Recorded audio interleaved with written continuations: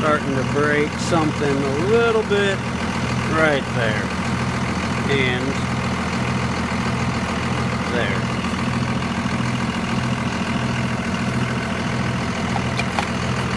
Locking mechanism. That was still in place.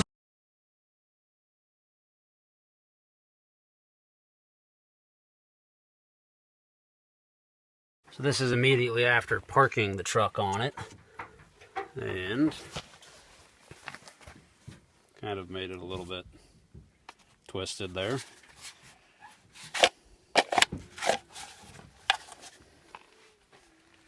Same, couple of little spots where it's getting stress fractures.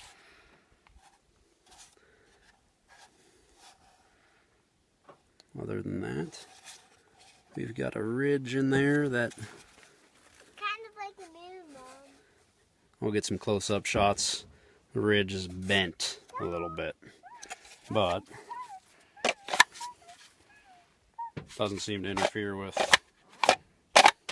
the holster.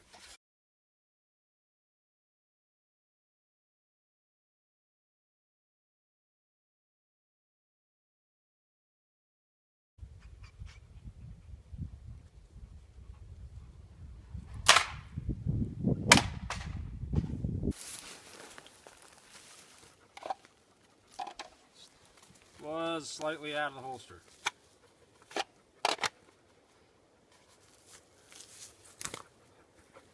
A little chunk off the nub and off the plastic gun.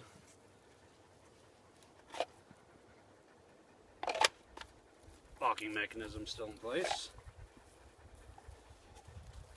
And no new breaks or cracks or anything. Okay.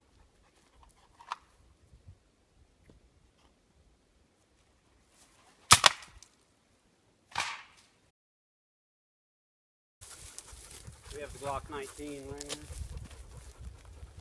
and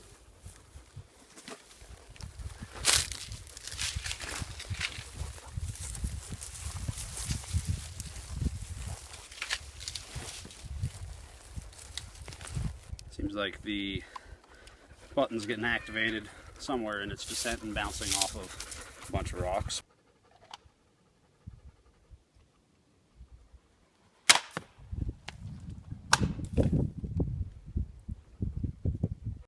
Okay, so this one, gun came out way up there. Holster started to get a little bit of a crack along the seam in the material right there. Scratched the nub hair, and screws already scratched because I've been using this holster for about 2 years.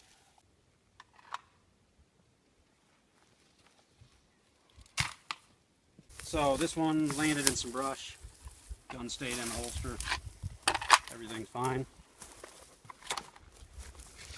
And gun's still in. Softer landing than all the rocks we were doing before.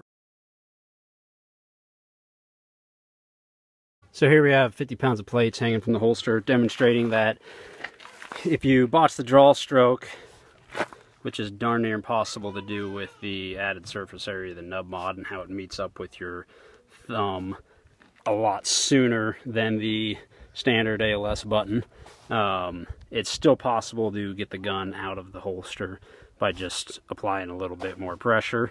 And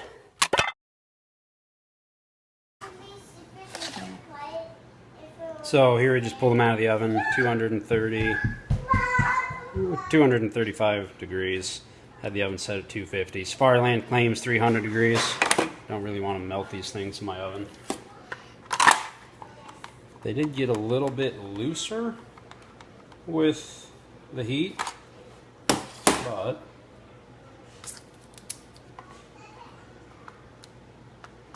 I mean, you can tell that it's been warmed up a little bit.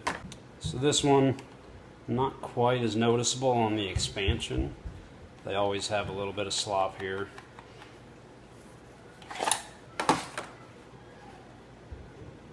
Otherwise, this seems to be its only weak spot when it gets heated up.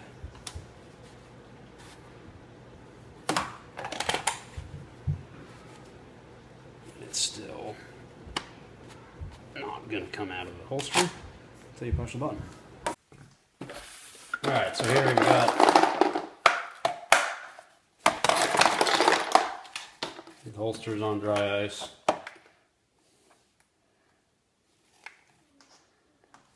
And this thing maxes out at -40. So -30, -30 something.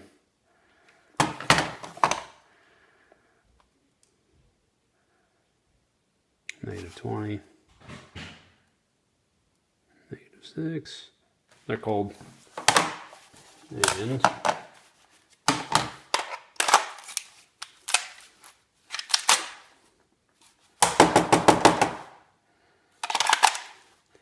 it is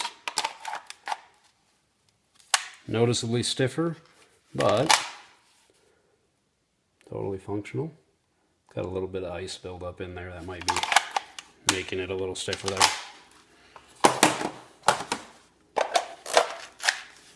And the light version is quite a bit stiffer, applying quite a bit of pressure to push that in there. Still works, but you got to work it out of there a little bit harder. And then pushing on it, nothing's cracking or snapping with me tweaking it.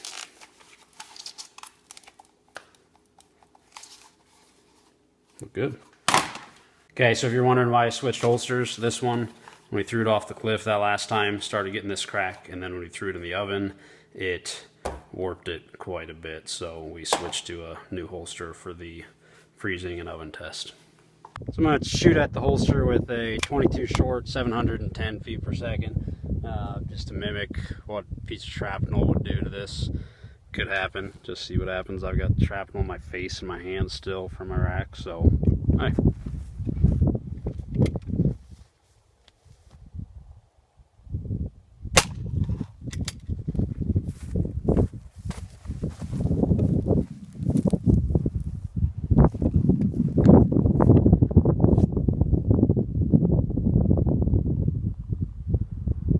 So one more shot with a 22 short.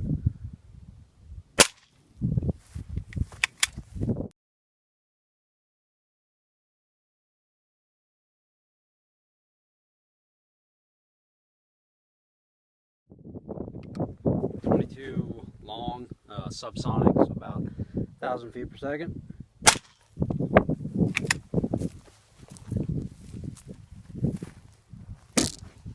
Sorry, my thing's sitting on a tripod here. So they did both go through. Point for the law enforcement guys, if you're concerned that somebody may try to disarm you in your job, the nub mod would obviously make it easier, because it makes it easier for you to get the gun out, and therefore makes it easier for a bad guy to get the gun out as well. Common sense applies a little bit. But if you're a 3-gun guy or military guy or a cop who doesn't have that concern, then this will obviously keep the gun in the holster, short of rolling yourself off a cliff apparently, and let you get to it as fast as possible so you can shoot somebody in the face when the need arises, and then put the gun back in, clicks back into place automatically, you're done. Great option. We'll be coming out with a SLS nub mod that'll have some of the same benefits and work with the level 3